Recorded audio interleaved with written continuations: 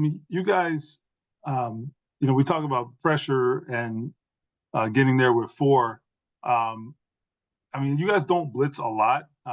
What are your thoughts on bringing additional pressure? I know you're not the play caller, but I mean, is there a time and place for that if you're maybe not affecting the quarterback as much as you want, or do you like the challenge of maybe trying to get home with four? I don't know.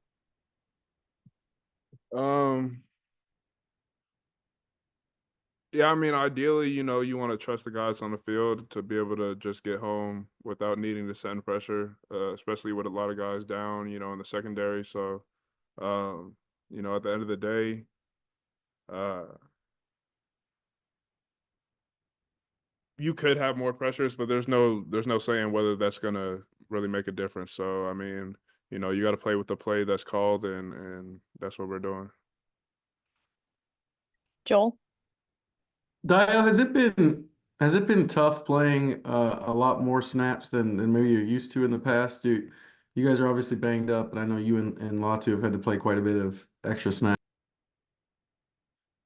Yeah, I mean, it's you know, losing a lot of guys like that, the rotation gets a lot harder on the guys that are out there. So it definitely is uh a little bit more challenging with the increase in just total reps on everybody, total reps on your body throughout the year. So ideally we pride ourselves on being able to rotate and keeping guys fresh. So that's kind of hard to do when you have a lot of guys out. So uh, it can be difficult to keep guys fresh throughout the game, but you got to roll with what you got out there.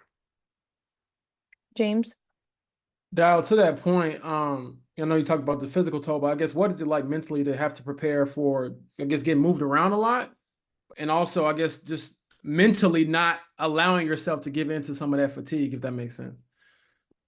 Yeah, I mean, I guess it starts in the off season, staying in shape, and then just I guess from a mental standpoint, like, moving around a lot, it's just, learning all the positions, just knowing what the defense is doing as a whole really helps that out. And then, just from a mentality standpoint, fighting through, whether you're tired or whatever it is, when the ball snapped, you got to be on point. So, fighting through that, fighting through fatigue, and, continuing to try to make plays. JJ? With Tyquan, what do you guys as a D-line miss with him being on IR right now?